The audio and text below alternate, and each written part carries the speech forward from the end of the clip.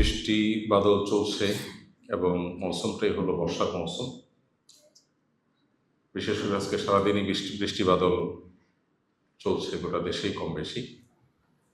আমরা বৃষ্টির সময় যে করণীয় আমল আছে সে আমলগুলোর ব্যাপারে বিশেষভাবে পাবন্দি করবো ইনশাআল্লাহ। একজন মুসলমান তার জীবনের মূল লক্ষ্যই হলো জান্নাতে যাওয়া, আল্লাহকে সন্তুষ্ট করা। আর জান্নাতে যাওয়ার জন্য সে যত রকমের পরিবেশ পরিস্থিতি তৈরি হবে, প্রত্যেকটা ইস্যুতে সে তার জান্নাতে যাওয়ার পথ খোঁজার চেষ্টা করবে। কি কাজ করলে আল্লাহ খুশি হবেন, কি কাজ করলে নেকামলের পাল্লা ভারী হবে, কি কাজ করলে তার নেকামলটা সেফ এবং নিরাপদে থাকবে, বদামল থেকে বেঁচে থাকবে। ইমানদার সেটার অনুসন্ধানে সবসময় সচেষ্ট থাকবে, কারণ ইমানদারের দৃষ্টি দুনিয়ার খুবই ছোট সংক্ষিপ্ত জীবনের সুখ শান্তি নয়, তার আসল দৃষ্টি হলো জান্নাত পর্যন্ত। যেহেতু জান্নাত পর্যন্ত দৃষ্টি, এজন্য সে বৃষ্টি হোক কিংবা খরা, বর্ষা হোক কিংবা শীত, দুঃখে থাকুক কিংবা সুখে, সর্বাবস্থায় সে অনুসন্ধান করবে, খুঁজে বেড়াবে যে কোন কাজে তার রব সন্তুষ্ট হবেন এবং কোন কাজে সে জান্নাতের দিকে অগ্রসর হবে। এই জন্য বৃষ্টি বাদলের এই সময়টাতে আমাদের রব সন্তুষ্ট হবেন, খুশি হবেন, আমাদের জান্নাতের পথ সুগম হবে যদি আমরা এই সময়টাতে আল্লাহ নবী মোহাম্মদ সাল্লাল্লাহু আলাইহি সাল্লামের বাতানো সুন্নাহগুলোকে আমল করি। এর মাধ্যমে শুধু জান্নাতে যাওয়ার পথই সুগম হবে না, আল্লাহ রাব্বুল আলামিন দুনিয়াতেও আমাদেরকে হায়াতে তৈয়্যিবা বা পবিত্র সুখময় স্বাচ্ছন্দ্যময় জীবন দান করবে। প্রাচুর্য এক জিনিস, আর সুখ আর স্বাচ্ছন্দ্য আরেক জিনিস। অনেক প্রাচুর্য, অনেক সহায় সম্পদ, অনেক নিজের মনের মতো করে জীবনটাকে সাজিয়ে ফেলতে পারা, স্বপ্নের মতো করে সবকিছু করে ফেলতে পারা, এটা আর আল্লাহ রাব্বুল আলামিন প্রদত্ত সুখ দুটা সবসময় এক হয় না। অনেক সময় দেখা যায় প্রাচুর্য আছে কিন্তু সুখ শান্তি নেই। তো আল্লাহ তাআলা কোরআনে কারিমে বলেছেন, মান আমিলা মিনকুম সালিহান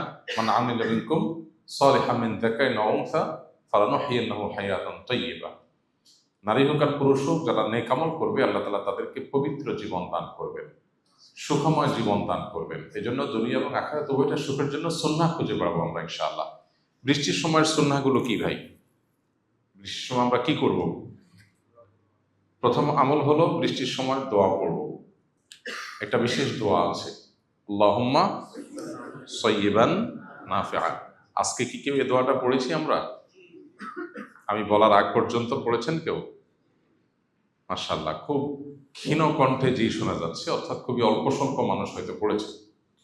অথচ দোয়াটা আমরা বেশিরভাগ মানুষই জানি, আওয়াজ শুনে বোঝা গেল আমাদের সবারই জানা দোয়াটা।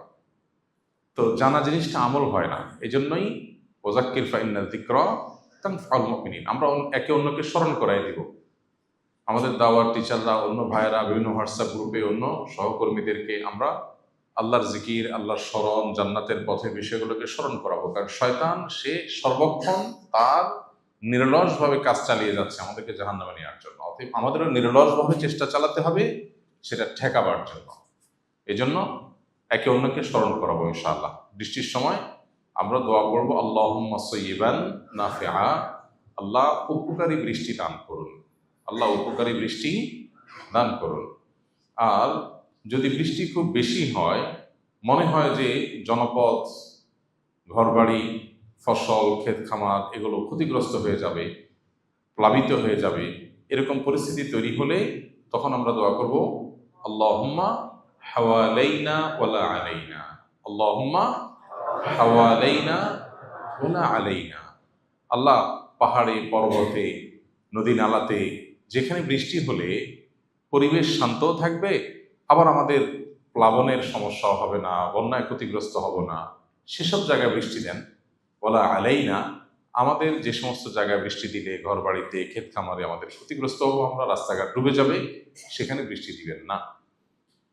আমাদের ইয়াকিন আজ ভয়াবহ পর্যায়ে গিয়ে থেমেছে। বস্তুবাদ আমাদেরকে এমনভাবে গ্রাস করে ফেলেছে, পৃথিবীর আর্টিফিশিয়াল দুনিয়ার চমক আমাদেরকে এমনভাবে গ্রাস করে ফেলেছে এবং সম্মোহিত করে ফেলেছে যে আমরা আসলে এ সমস্ত আমল দ্বারা যে কাজ হতে পারে সেই বিশ্বাসটা আমাদের ঠুনকো হয়ে গেছে, দুর্বল হয়ে গেছে। মদিনায় একবার অনাবৃষ্টি হচ্ছিল। নবী আলাইহিস সালাম ইস্তিসকার সালাত আদায় করলেন, আল্লাহর কাছে বৃষ্টি প্রার্থনা করলেন, এরপর আল্লাহ বৃষ্টি দিলেন। এমন বৃষ্টি শুরু হলো, মদিনার ঘর বাড়ি রাস্তাঘাট ক্ষতিগ্রস্ত হতে শুরু করলো। নবীজি যখন আল্লাহর কাছে দোয়া করলেন, আল্লাহুম্মা হাওয়ালাইনা ওয়া আলাইনা, এরপরে বৃষ্টি আবার থেমেও গেল। এখন আপনি বলবেন যে এখন তো আমরা লক্ষ লক্ষ মানুষ এরকম দোয়া করি, কই এরকম ঘুরের মতো কাজ করে না তো। তো প্রথম কথা হলো যে আমরা যখন আল্লাহর কাছে দোয়া করব, দোয়া যদি গুলির মতো তৎক্ষণাৎ কাজ না করে, তাহলে দোয়া পড়ে কি লাভ আছে? আর কি লাভ? আর দোয়া ও হুয়াল ইবাদা, দোয়া করাটাই ইটসেলফ একটা ইবাদত।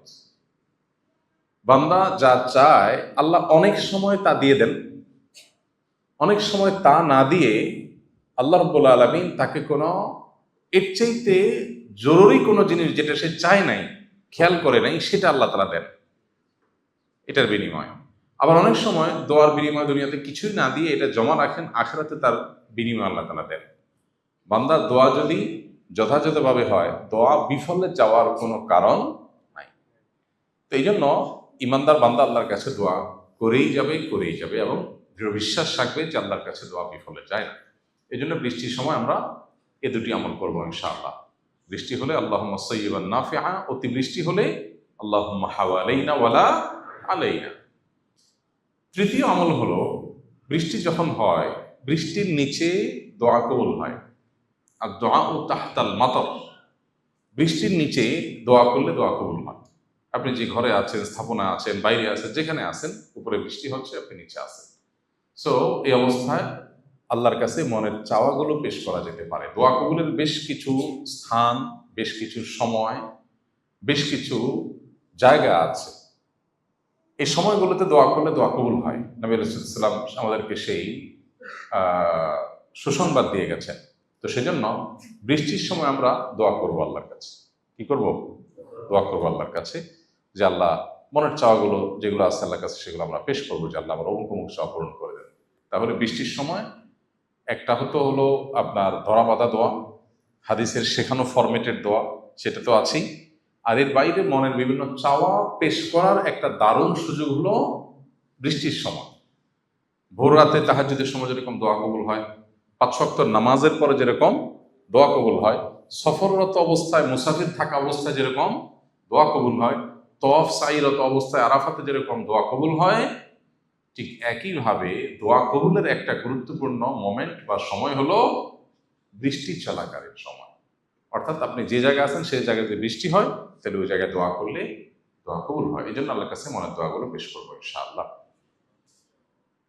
৪ নম্বর সুন্নাহ হলো বৃষ্টির মাঝে মধ্যে বৃষ্টি গায়ে লাগানো সুন্নাহ। বৃষ্টি গায়ে লাগানো এর মানে এইটা না যে আপনি শেয়াল ভেজা হয়ে ঠান্ডা লাগাই ফেলবেন। আমাদের তো বৃষ্টি গায়ে লাগে, সুন্নত আদায়ের নিয়তে বৃষ্টি গায়ে লাগানো হয়েছে কখনো?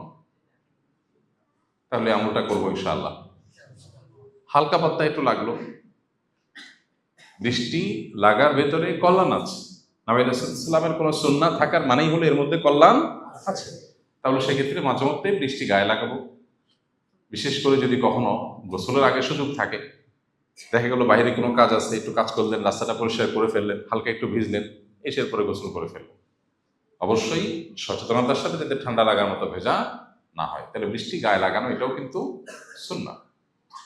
ঠিক একইভাবে বৃষ্টি যদি ভয়াবহ আকার ধারণ করে, বন্যা পরিস্থিতি হয়, তাহলে সেক্ষেত্রে একে অন্যের সহযোগিতা করতে হবে, একে অন্যের পাশে দাঁড়াতে হবে। আল্লাহ রাব্বুল আলামিন আরো যে সমস্ত আমালগুলো আছে, প্রতিটা পরিবেশ, প্রতিটা সময়ের, প্রতিটা পরিস্থিতির সময় আল্লাহ তাআলা আমাদেরকে করণীয় আমলগুলো করার তৌফিক দান করুন।